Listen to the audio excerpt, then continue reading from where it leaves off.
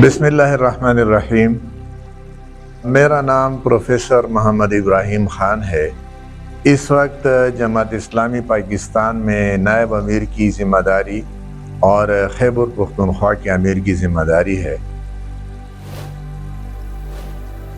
میرا تعلق سکونتی تعلق ضلع بنوں سے ہے اور میں نے ابتدائی تعلیم بنوں میں حاصل کی ہے۔ گریجویشن تک میں بنوں میں پڑھا۔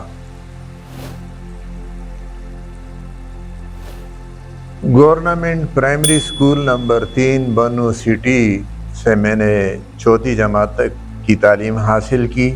یہ ٹاٹ کا سکول تھا، ٹاٹ پر بیٹھ کر ہم نے پڑھائی کی ہے اور اس کو غلہ منڈی سکول بھی کہا جاتا تھا۔ اس کے ساتھ ہی غلہ منڈی تھا بنوں کا، اور اس سکول میں ایک عام درمیانے درجے کا سکول تھا اور چوتھی جماعت تک میں نے یہاں تعلیم حاصل کی۔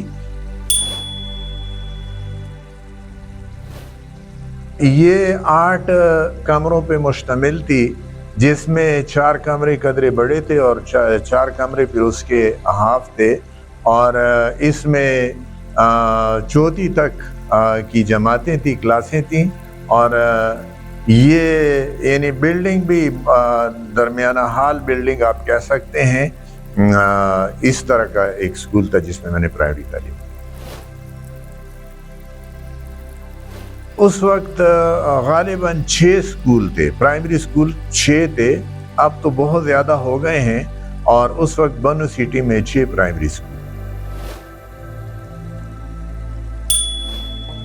پرائمری کا تو نہیں تھا، لیکن یہ آپ نے اچھا سوال پوچھا، اس لحاظ سے کہ جب ہم پرائمری سے ہائی اسکول میں گئے 5ویں جماعت میں، تو اس کے بعد پھر وظیفے کا امتحان تھا، جس میں ہمارے اسکول سے 4 بچوں کو بھیجا گیا تھا، جس میں بھی شامل تھا، اور پھر ہمیں اس وقت یعنی یہ 1965 تھا، ہم میں سے 4 میں سے 2 کو وظیفہ ملا، جن میں سے ایک میں تھا اور ایک میں دوسرا ساتھی تھا میرا، اور ہمیں 5 روپیہ ماہانہ وظیفہ ملتا تھا، اور یہ وہ وقت تھا کہ ہمیں اسکول کے لیے جیب خرچہ 2 آنے ملتے تھے، یعنی روپے کا 1/8 حصہ۔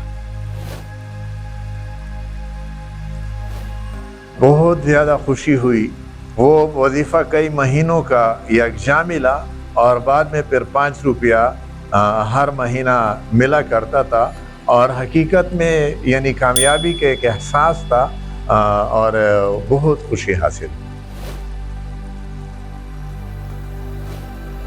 اصل میں وہ وظیفہ تو دادا جان کے حوالے کر دیا تھا، اور ہمیں بس وہی سکول کا جیب خرچہ ملتا تھا، وہی، اور کچھ اور اخراجات ہوتے تھے تو وہ بھی کر لیتے تھے، تو وظیفے میں سے کچھ پیسے والدین کی اجازت سے رکھتے تھے، اور باقی وظیفہ والدین کے حوالے۔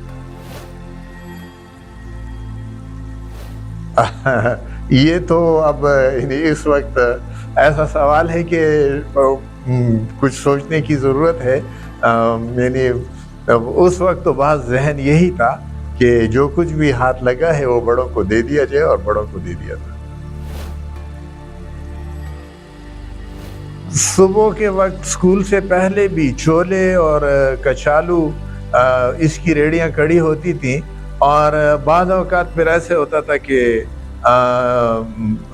آدھی چھٹی پہ گھر جانے کے بجائے وہیں پہ کھانا کھاتے تھے، 1 آنے کی روٹی اور 1 آنے کا کباب، اور یہ بہترین ایک ڈش تھا ہمارا، اور 2 آنے میں ہمیں مکمل کھانا مل جاتا تھا، ڈنر وہ لنچ ملتا تھا۔ دوست ہوتے تھے، لیکن بس وہاں پہ جا کے ہر کوئی اکیلے ہی اپنا وہ سب اٹھا کے روٹی تنور سے لے کے، اور پھر کباب کی دکان سے کباب لے کے اسی دکان کے اندر بیٹھ کے ہم کھاتے تھے۔ کباب کا بندہ یعنی یہ بنوں شہر تھا، لیکن یہ شخص جو تھا یہ مردان سے وہاں گیا تھا۔ مردان کے کباب اور ثوابی کے کباب اب بھی مشہور ہیں، اور بنوں میں بھی وہی کباب بناتا تھا، تو وہ بنوں کے پشتو اور مردان کے پشتو میں بہت زیادہ فرق بھی ہے، اور وہ اپنی پشتو بولتا تھا، اس لیے اس کی اپنی ایک شخصیت تھی. نام اس وقت ذہن میں نہیں ہے. لالا کہتے تھے، وہ کباب کا لالا.